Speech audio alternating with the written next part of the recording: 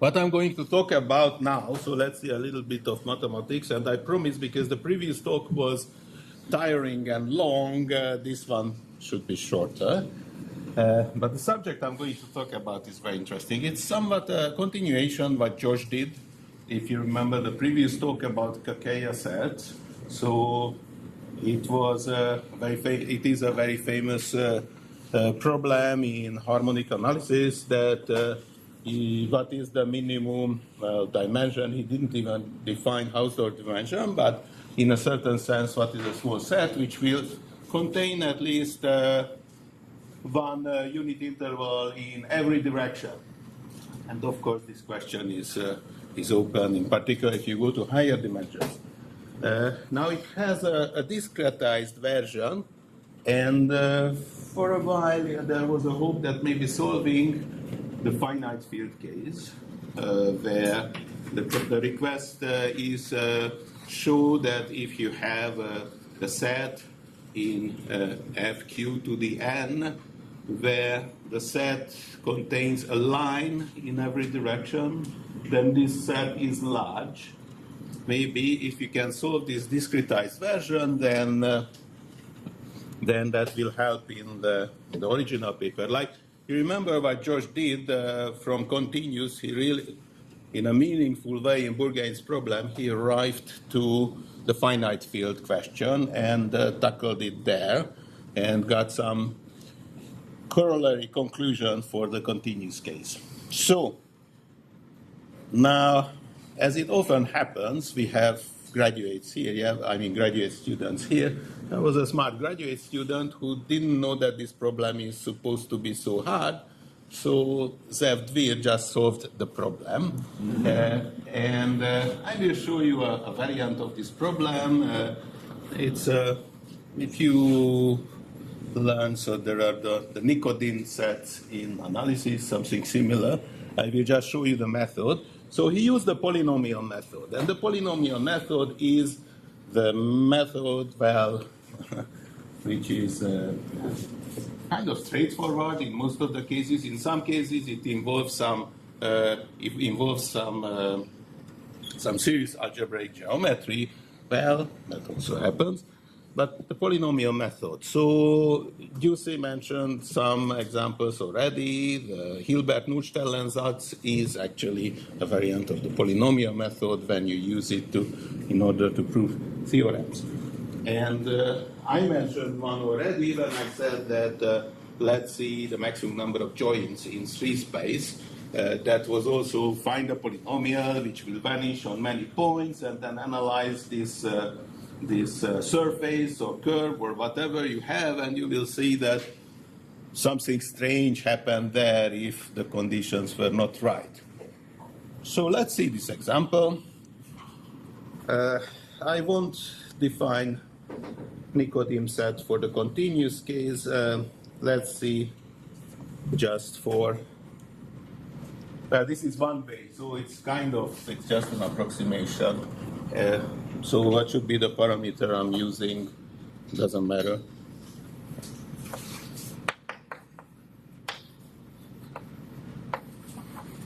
And we are in FQ to the n. So there's a finite field. And this is the n-dimensional space around that. So Nikodin set is a set S, say, or let's call it n. Which has the property that no matter how I choose one point from this space, so if there is an element A from here, so actually for every element there is a line through this A, through this point A, which has a large intersection with this set. Large in this case, well, finite field. Better not to expect anything more than Q, but say Q hard. So every point, let's write it here in our settings, every point of F Q N is incident to a line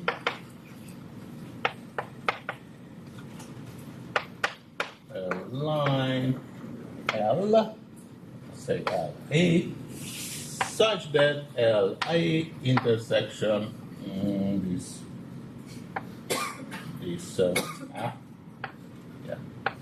set, I think I try to draw a curly M, is larger or equal than Q hat. Well, rarely equals, but doesn't matter. So let's assume that Q is odd, and actually I want to assume that for other reasons. So it's just, yeah, so we are here, but we want to show that this set, so if this set has this feature, then this implies that this set is large in some constant times Q to the n. Okay, that's our task. Now, if this constant depends on Q and n, then it's not such a deep statement. We will see through, because then you can't do anything, but we will see through the proof what is this independent, what is this dependence, okay, how it goes.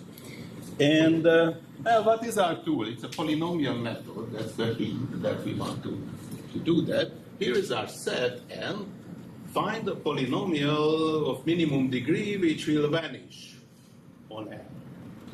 I mean, we will find a surface, an algebraic variety in this high-dimensional space which will, well, the zero sets of it will contain those points, as we did before. So, what is the degree of the polynomial which will contain all the points, roughly? You remember when we had points on the plane, then if we had n points, then the degree was square root of n. So this whole thing is just solving a system of linear equations, yes? Homogeneous system of linear equations. For every point, you have this polynomial with many, many monomials and coefficients in front of them. And you substitute, okay, this point should be a point of this surface. So then you have one linear equation for the coordinates, for the coefficients, for the coefficients, and one more, and one more. And if you have, if the number of variables, if the number of variables is more than the number of equations you have, then you are set. So actually in this case, well, let's denote the cardinality by capital N. And so we know that there is a constant. Let's not very well. We can write it exactly, but I don't really care about this constant. N to the 1 over n. Agree? This is the dimension. So in 2D it was square root. In 3D it's 1/3 and so on. Because that's the number of monomials you have. So that's the number of variables you can play with. Okay, so there is this surface, this thing, okay, there is this surface of degree like this. Now I will set, how should I set? So I will set Cn such that, or this whole amount here, I will set that this one is smaller than Q half.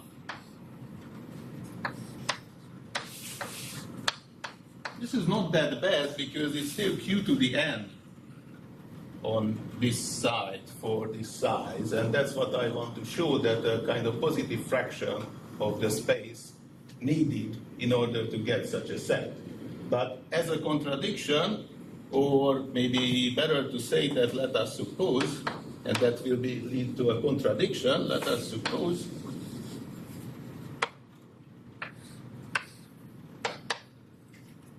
this. Okay, so what did we gain here? What is the information? So almost all of those polynomial methods things go like, almost all of them go like this, that, well, the way I introduced last time, I included the lines, but here we included the points. But now, every line, we know, through every point, there is a line which contains at least q half points of this surface. What is the conclusion? The degree is smaller than the number of intersection points. There's only one way to do that. I mean, that it happens that this line is actually a line on the surface. It's a line, all the points of the line are from the surface. But check this condition.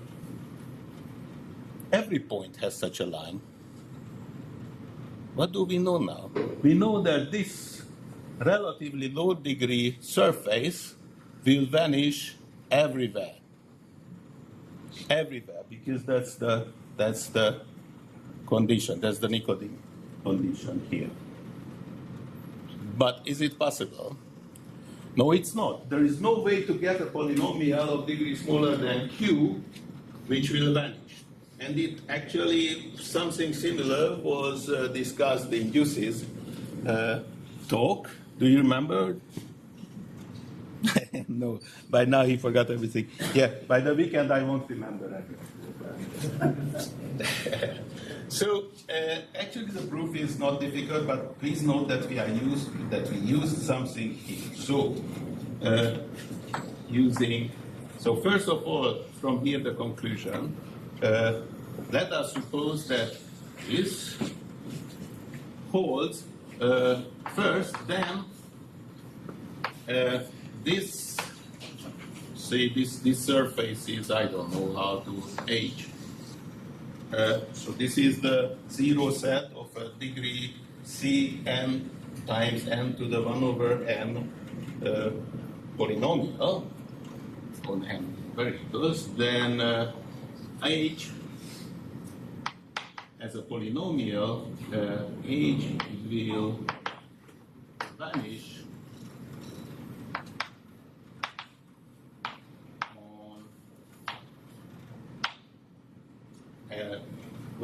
the whole space here. And that's a contradiction and kind of lemma or statement here, or just an observation that if a polynomial on n variables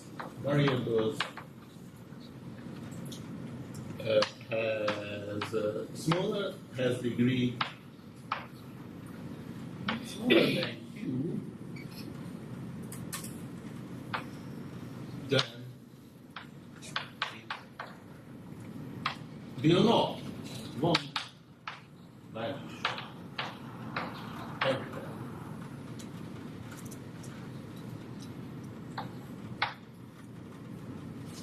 Right?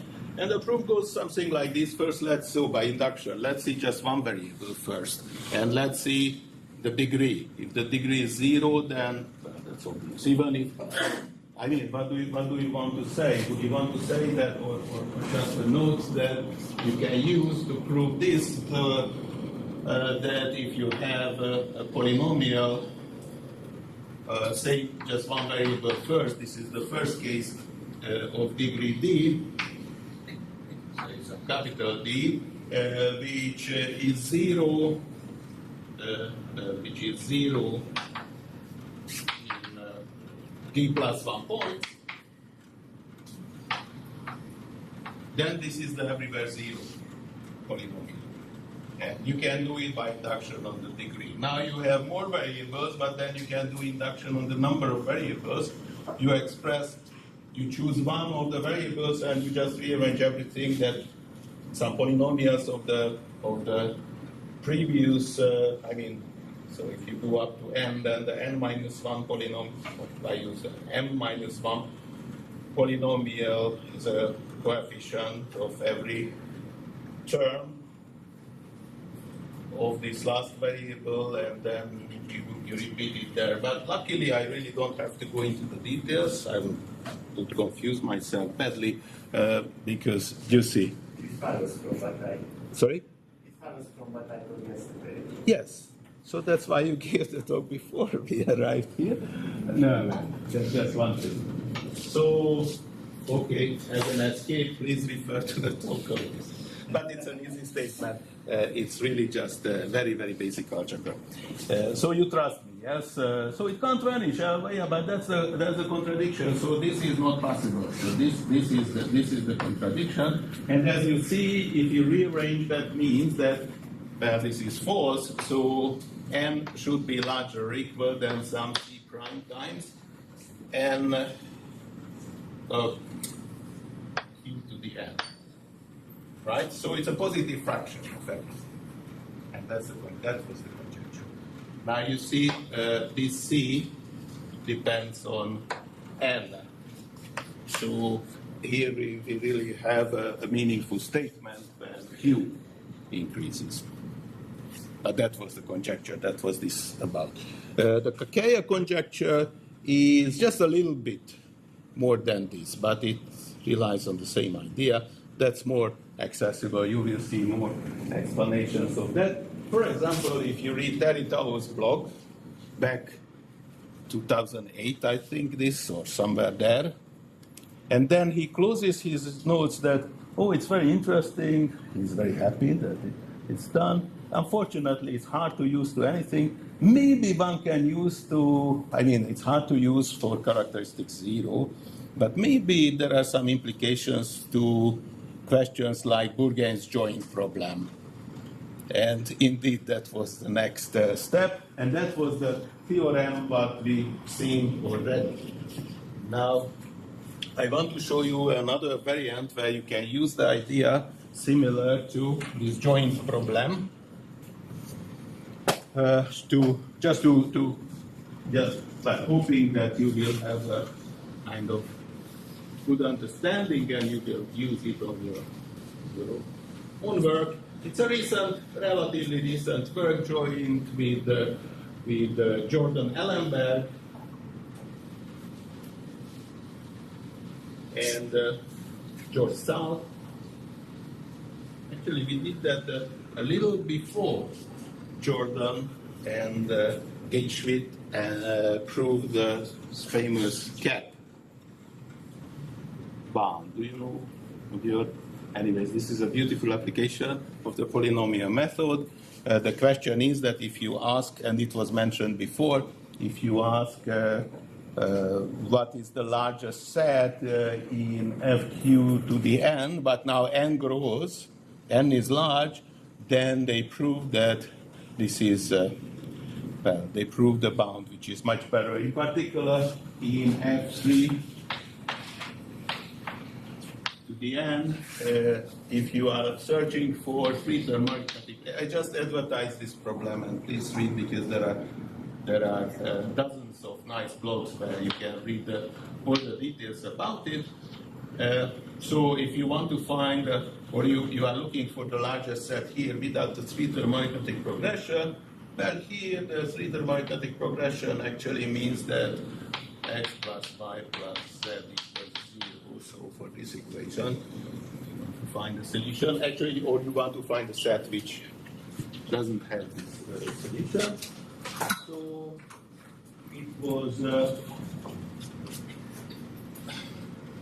So the number of elements here is 3 to the n, and the previous results were something like that was using Fourier methods, that was Meshulam's method, that was improved a little bit by Bateman and Katz, a little something here, but then it turned out that using the polynomial method, something I should say, now we can say that simple, you can prove 2 points.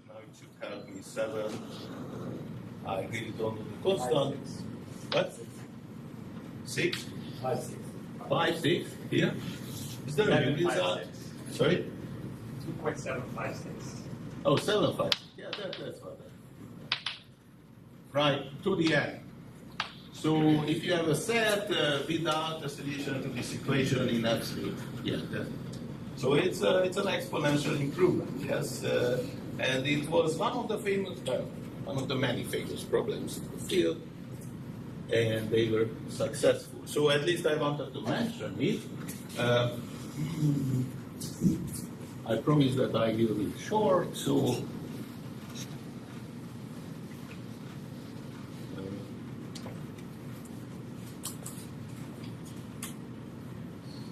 one thing here, that a key element is even easier than polynomial method in the sense that polynomials which will vanish here and there, linear algebra, the rank. So often when we talk about the polynomial method, then some algebraists would be, some of the algebraists would be very unhappy because there is no polynomial. There is linear algebra.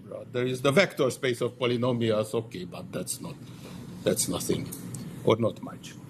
Anyway, so linear algebra, surprisingly, bounding ranks of matrices gives you really good information.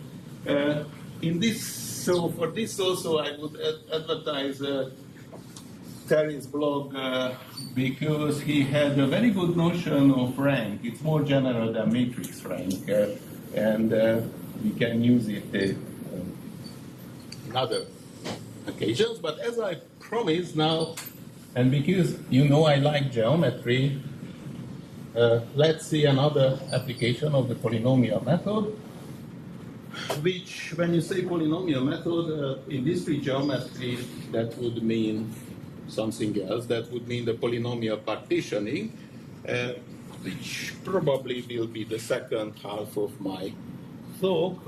But now it's still geometry. Here is the following question, simple question. Again, this is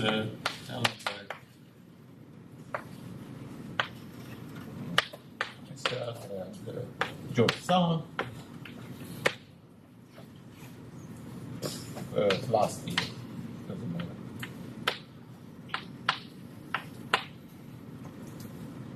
Let's see a special case of it. We prove more.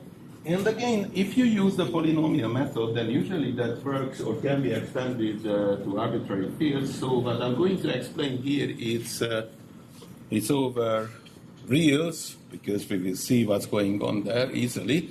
But the same bound works over finite fields because of, you will see why. So because we are only using just some polynomials here. So the problem is the following. It's a geometric problem. Is the kind of, I think this is the Pichet number of circles, or giving bound on the Kissing number, but Kissing number of circles or arrangement of circles is, let's count how many times do we have a tangency. And I don't count tangencies, multiple tangencies. Okay, so I really care about just the number of points where you see a tangency. Good. And we have n circles. What is the maximum number of tangencies? So this is a geometric problem. How do we deal with polynomials and why? Well, we will. And at least over finite fields, our bound will be sharp. Namely, the maximum number of tangencies is not more than n to the 3. Now, for real, I don't know. I don't have any examples which would give you even close. Maybe a node that construction for real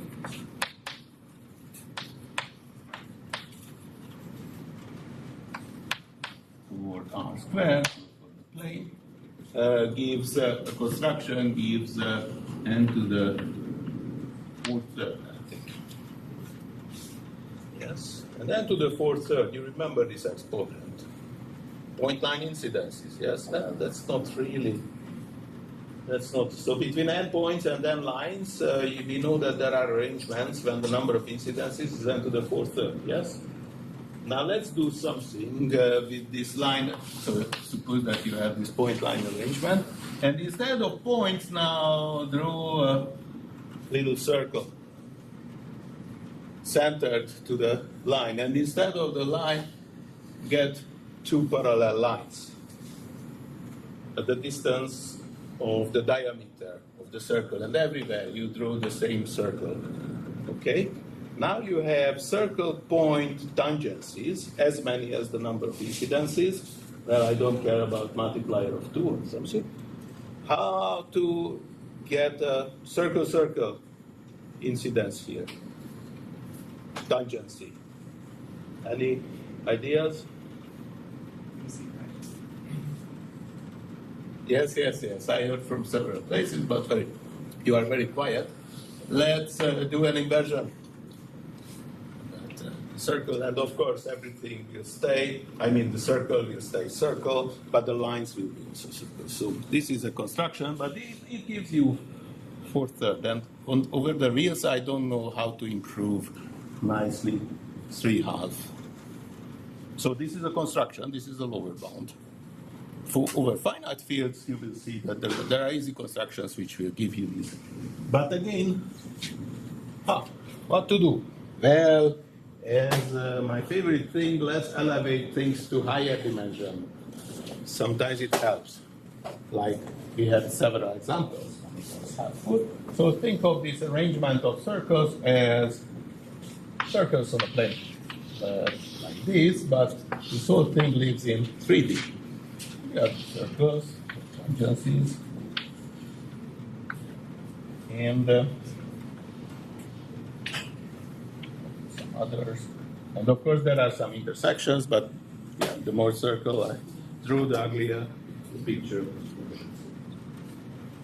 And I will define 3-dimensional curves. So how? Above every circle, so a circle will become a 3-dimensional curve, but I do that it will live on a cylinder. The curve, the 3-dimensional curve, which I'm going to define, lives above this cylinder, and for every point, what should be the height? What should be the distance from the plane? I'm working finding the tangencies. So maybe the slope or the tangent of the slope. Or if you want that this is, if there is this x, then you can say that this is alpha. And really, it's like tangent alpha. So now you have a curve above it for every circle. So you have x, y, satisfying x squared plus y squared equals r squared, and you have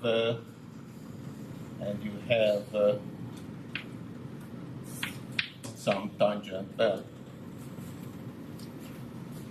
if it wasn't the last lecture, then probably I would write it in terms of x and y. I don't, so I just write here that. So. Good? You understand what's happening here. Actually, you can choose an arbitrary function, but please stay within algebraic functions because I need an algebraic curve. But anyways, just elevate the point depending on the slope of the tangent. Okay? Why? Well, we will see. So the curve depends how did you define your function, but it will go like this, I don't know.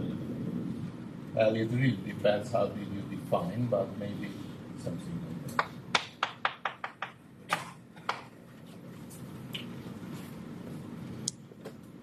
And you do that for every circle.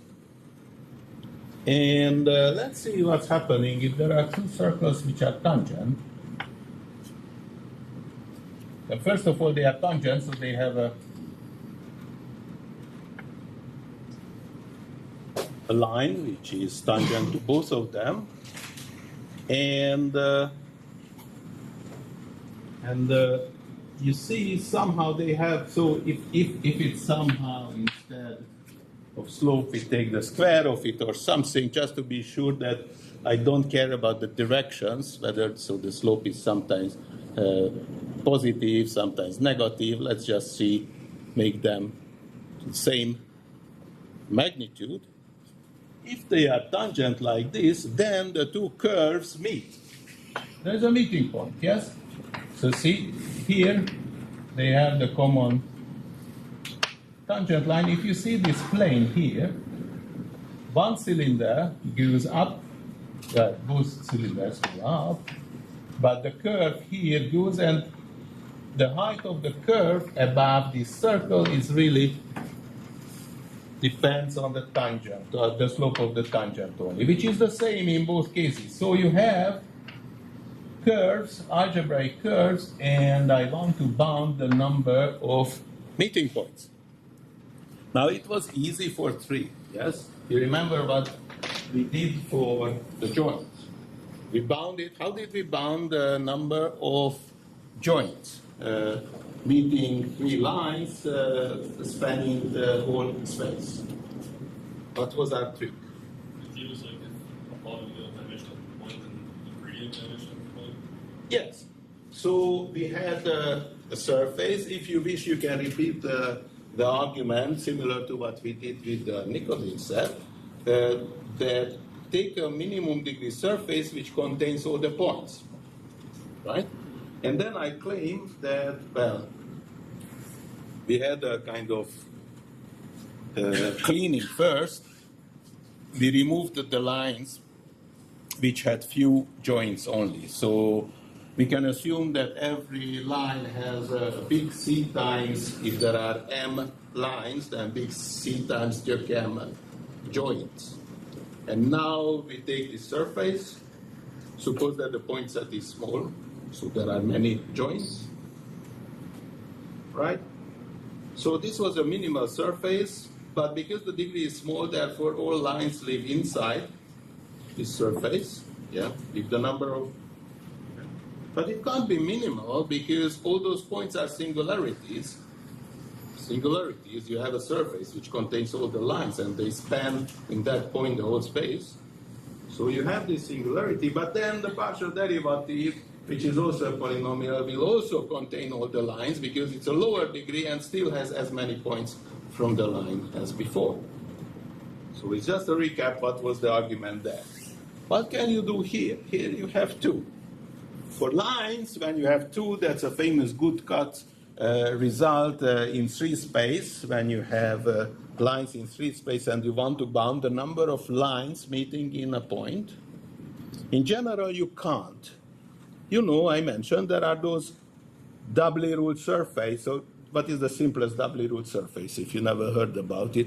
Take a circle and the cylinder and another circle above it. Well, yeah, another circle above it and some lines. Well, actually, all the lines parallel to the center of the cylinder. And then rotate it a bit with alpha, such that the lines are attached to those 2 circles. So then you have this quadratic surface. And actually, if you go back and you rotate it to the other direction with the same alpha, then you have 2 families of lines, and any 2 from one family and any other from the other family will intersect.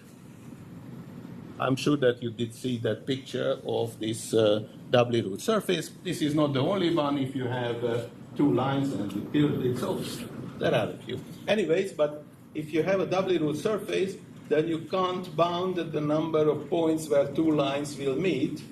Or to that end, if you have a plane and you have lines there, you can't bound the number of intersections. It will be quadratic.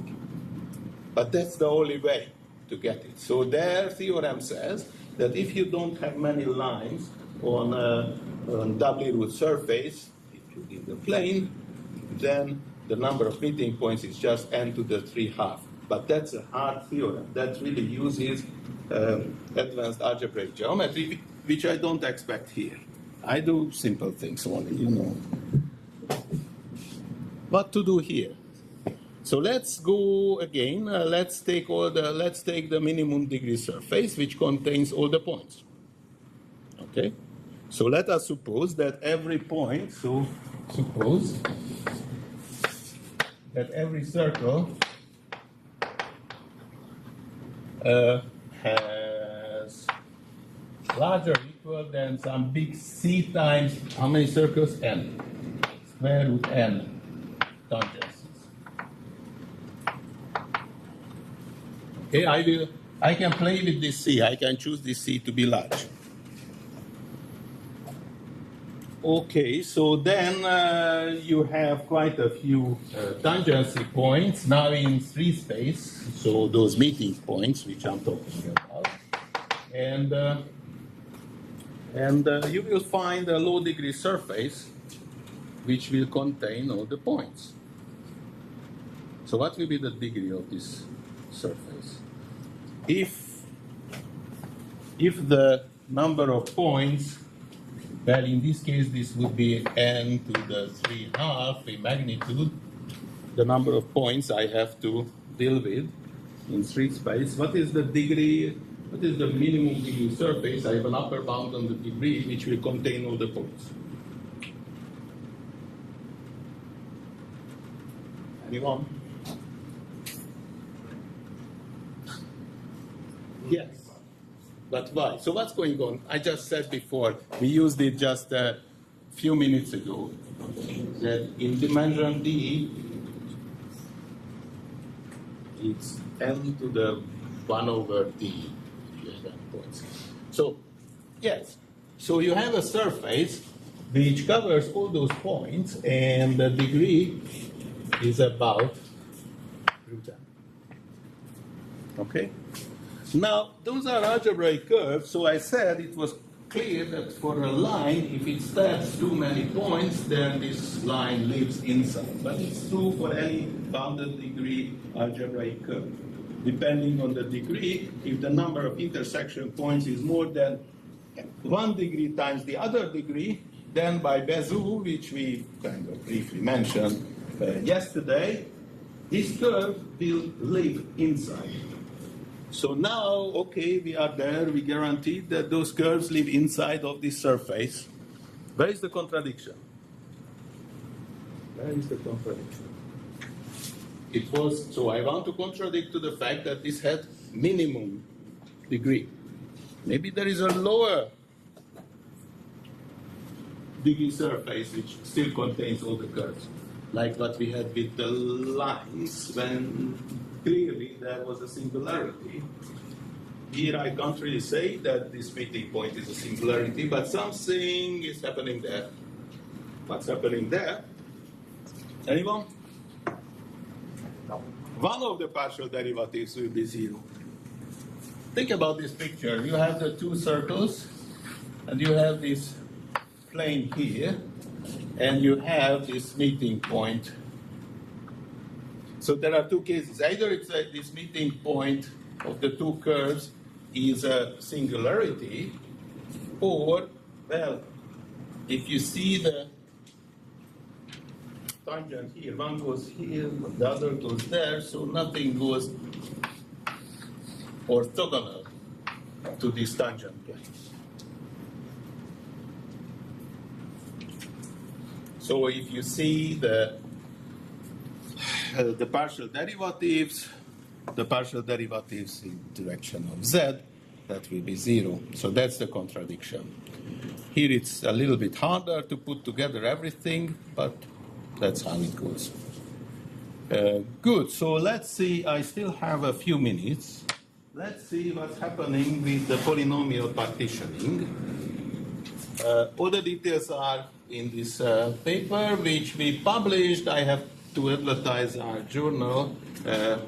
We started an online electronic journal, the discrete analysis. Tim Gowers, Terry Tao, and yeah, I won't really list the whole editorial board, but they started it, and we are expecting, or we are hoping to receive many high-level publications there in close to or somehow related to additive combinatorics. And please check, it's a good reading. I think it's a nice collection. If you just read the front page, for most of the works, you have not only the abstract, but a short explanation. Most of them are written by Tim Gowers, why this paper he thinks is interesting. So that's kind of helpful time to time. Yeah, so this was the advertisement. I think they really felt after there was this discussion on Elsevier and the other editors, what they're doing and how that, okay, then we should try something. We are trying. It's more painful than I thought, but that's okay. In particular, I think for Tim, but yeah. So, last thing I want to talk about, because whenever you use the polynomial method and it's in geometry, then you will use the following, that if you have, let's just see the planar case, we extended, there is a paper with Terry Tao, we had a multidimensional version of that, but let's see just the planar case. So we have endpoints in the plane, points in the plane, R squared. And let's say I want to prove semi-radial trotter.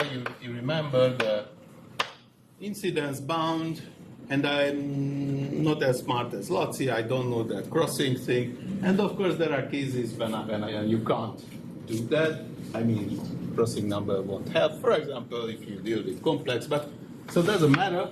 Your task now is to prove semi-radial trotter using the popular consecutive differences what we had. You remember those lucky pairs we had? That's at the very beginning. We had the Cartesian product, and we said that, okay, let's bound the k-rich lines, the lines which have at least k points. And what we did, that we divided the bottom into k over 4, equal parts the same the other direction, and then we knew that every line intersects no more than some k half cells, as regions, where it arrives. So many pairs will stay inside, and then we just counted what is the maximum number of the inside pairs we have in cells. But we heavily use the fact that this is a Cartesian product. For what? For this cell decomposition. Now imagine, which is actually the case here, that you can find, well, not really a Cartesian product, you don't have that structure anymore, but you can find some cell decomposition of this whole point set. Some of the points might be on the boundary, but let's not worry about it now, which has similar properties like our Cartesian partition, what we have. So what were the important properties here for our proof, for our toy proof, what we had for Cartesian product? The number of points is roughly the same everywhere, because we need it at the end when we bound the possible number of, we bound the potential lucky pairs, or the inside pairs, and any line intersects no more than k half. So we are talking about k-rich lines now.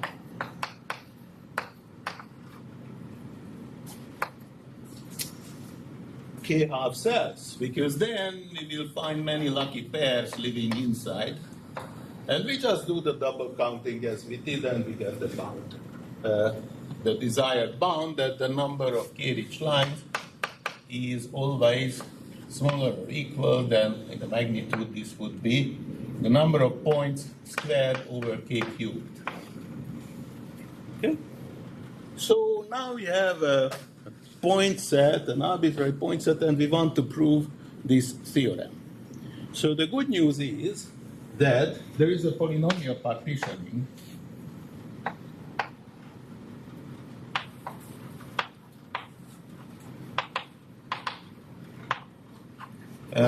which means that there is a degree D polynomial such that, so F, that, or P, sorry, such that if we see R squared minus the set where of the zero set,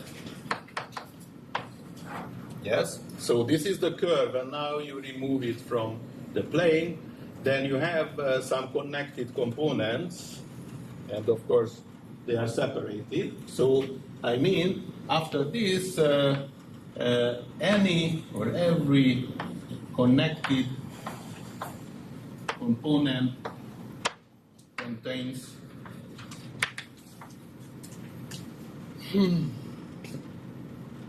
so you have a degree D polynomial. In general, it can give you D squared cells, self-intersecting. Think about it. Or the simplest example you can think about here, you have, say, if you have D lines here, D lines there, then the number of regions is D squared. And this is, if you multiply the lines, this is just a degree D polynomial, 2D polynomial.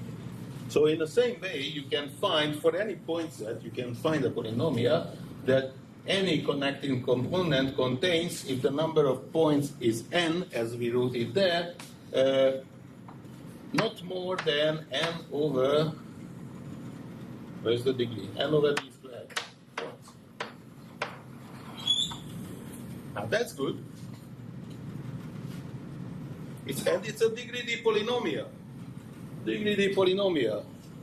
That's actually even better, because if you have a line, then you know that, well, unless it's part of the polynomial, this line won't intersect more than the cells, the regions. Because that's Bezu. We just learned it, I mean, ages ago. So that's good. If we have this result, then we can reprove everything. The small detail that you have to deal with the points on the boundary, but you can guess that if you have a degree D polynomial and most of the points incidences come from this polynomial, well, that's easy to bound, because any line contains no more than D points from the boundary. So you really have to deal with the inside. And then you do the double counting of lucky pairs as we did before. Now, this is polynomial partitioning. How to find such a polynomial? That's a funny story. That was also found by Gut and Katz, this method, and it was in the same paper where they proved Erdős distinct distances conjecture. It's very nice. If I just need two equal parts, then probably we can do that, yes? I will find a line which will halve them. And okay, as we like, let's go to higher dimension. You heard about this ham sandwich theorem, the theorem in practice, if you want to do that. So if you have three measures, so let's just stay with point sets in three space, then there is a plane which will cut them into half. Yes? And in general, in dimension D, if you have the point sets, then there is a hyperplane which will halve them. Well, maybe some of the points will be on the hyperplane, but halving means that no more than half on one side. Now, you have a planar case here. There is a map, the so-called Veronese map, but there are other maps also, which will map those points into high dimension. So you have the coordinates x, y, but you can map this into several coordinates. Let's see, just for example, you can map it to higher dimension with to x, to y, to x times y, x squared times y, xy squared. Let's stop here, doesn't matter. So from just the two coordinates, you can use monomials to go to much higher dimensions, something like this. And if you do so, and you do this partitioning there, depending on the degree what you are searching for, then when you check, some points will be, well, in a positive side, others in a negative side. In any ways, when you come back, then the polynomial, well, if you take the inverse, you can't take the inverse of every point, but you can take the inverse, and that will give you the polynomial. It will cut any d sets what you give to half, right? And what you do, you iterate this method. So now I have the cells, and I want to halve all of them. Okay, so let's just elevate, cut, come back, then there is a lower degree polynomial, which will half of them. So eventually you will arrive here. It's a beautiful technique, not complicated. The proof itself is a variant of Borsuk-Ulam's theorem. So finally I mentioned something from topology, but actually there are analytic proofs for that. There are many ways to prove it. So this was just a glimpse of the polynomial method. There are really fantastic things there. I'm sure that you want to be familiar with this subject. It gives you an opportunity not only to understand what's going on there, but I'm sure that many of you will discover nice new results. That's my hope. And that concludes 10 lectures. So thank you very much for your cooperation and attending.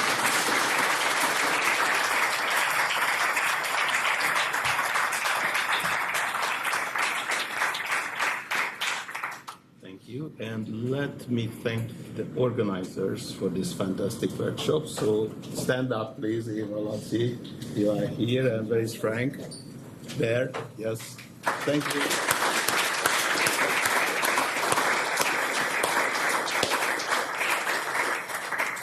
And now we have coffee and discussion. I'm still here. Any questions you have, please feel free to come to see me.